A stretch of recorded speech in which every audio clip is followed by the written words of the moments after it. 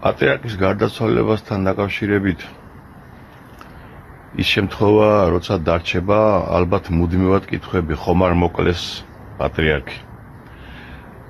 მე გუშინაც მაშინ როცა გაერკვა მისი ჰოსპიტალიზირების შესახებ პირდაპირ დავწერე, რომ ეს იყო დივერსია, რადგან კუჭიდან მასიური სისხლდენით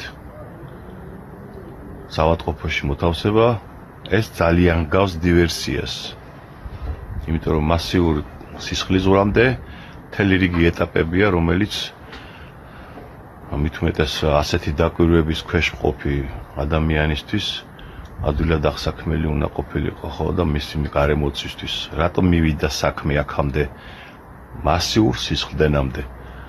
რა ვიცი, ახლა მე მგონი ყველა ხვდება, რომ სანამ მასიური სისხლდენა დაიწყება, იქ უზარმაზარი გემატომა ყალიბდება ალბათ, ხო? და რომელიც პატარა წყლოვანი რაღაც დაპრალიც კი ძიმედ კივილს იწვევს და არათუ უზარმაზარი რაღაცის მასობრივი სისხლდენისთვის გემატომა. ამიტომ ეს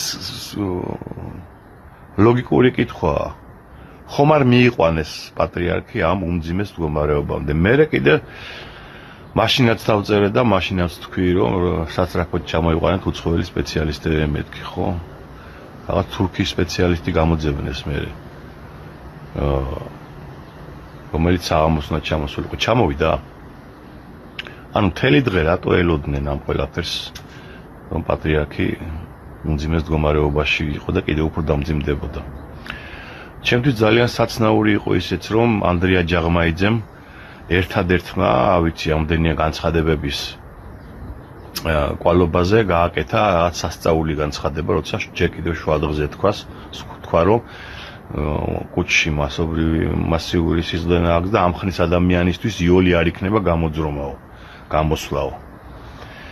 ანუ თითქოს პრაქტიკულად დაანონსა და კიდევ უფრო გააღრმავა ჩემი ეჭვები, რომ ილია მეორე აქამდე მიიყვანეს.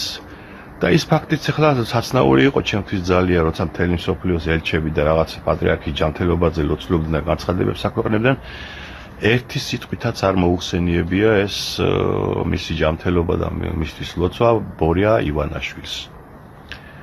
ანუ არც შეიმჩნია, ხო, მთელი დღე სიკვდილამდე ისე გავიდა, თითქოს ელოდებოდა, როდის მოკვდებოდა.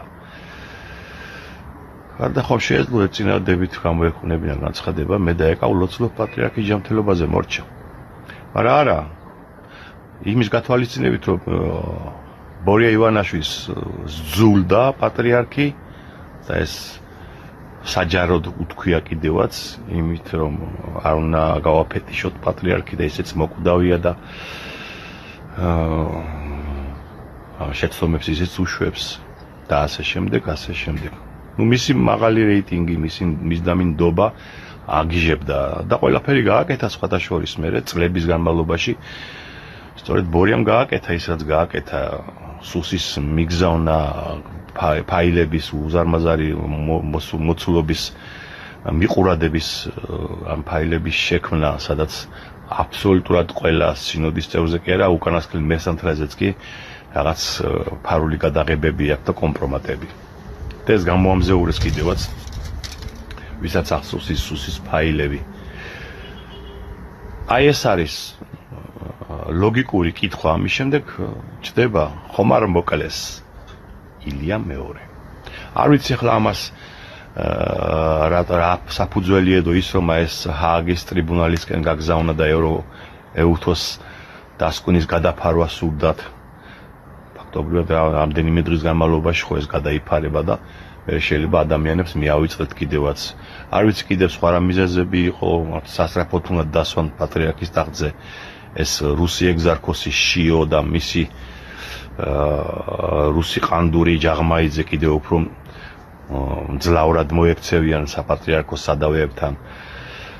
მაგრამ ფაქტი ფაქტად შეება, პასუხგაუცემელი კითხვები არის, ხო? და საეჭვო კითხვები არის. ხომ არ მოკლეს პატრიარქი?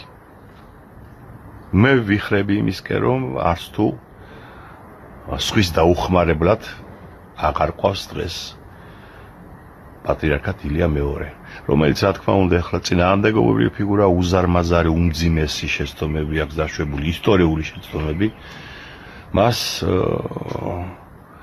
ზვიად გამსახურდიასთან და ამის დამხობასთან დაკავშირებით და სხვა თავი დავანებოთ, აგერ ახლა შეხედეთ საპატრიარქოს, შეხედეთ წმინდა სინოდს, 40 წევრი არის და 1-2 თუ გამოჩნდება, ვისაც შეიძლება ქრისტიანობაზე რაღაც შეიძლება კითხვა. დანარჩენი არის ხელისუფლების კიკუ პირდაპირ მნიშვნელობით და ქართული ხალხის მტერი პირდაპირ მნიშვნელობით, რომელმაც არც კი შეიმჩნია რას უშვება ბორია ივანაშვილი ქართულ ხალხს. თუმცა იქიდან გამომდინარე, რომ მკვდარზე და გადაცვლიზე მაინდა-მაინც ახლა არ შეიძლება ასეთი რაღაცეები. მე არ იმ პათოლოგებივით, რომლებიც სხვათა შორის არაერთი ამოშალე მეგობრობიდან არ მიხარია და არც მუკავს სიხარულის გარო, ჯერ კიდევ საავადმყოფოში შეიყვანეს, რამდენიმე შემხვდა ისეთი ავადმყოფი, რა ვიცი, ლიბერასტია თუ ნაცია თუ რაღაც ეგეთი საშუალედო, რაღაც ჰიბრიდული ჯგუფის ბიომასა, რომელიც ხარობდა აი ჩვენი აიათოლაც ყდებაო. მოკლედ ამის თქმა მინდა რა, გააზიარეთ ეს ვიდეო, გამოიწერეთ, რომ პირველებმა გაიგონთ ობიექტური სიმართლე, მიუკერძოებელი სიმართლე. მერთმა გააძლებინოს საქართველოს, ახლა დაიწყება პატრიარქის ტახტისთვის ბრძოლა და ხელისუფლება ზუსტად იგივეს გააკეთებს, რაც აკეთებს ხოლმე კრივისა ფეხბურთის ფედერაციებში წიხლით შეეცდება თავისი პატრიარქის გაყვანას და დასმას ტახტზე და შესაბამისად ამოქმედებს იმ კომპრომატებს, რაც ამ უბედურ მღვდლებზე აქვთ. დიდი გასაწმენდი რო არის აუგიას თავლასავით ჩვენი დედა ეკლესია, ამას ფაქტია ხო. ეკლესიების სიმრავლე არ ნიშნავს მის ხარისხს.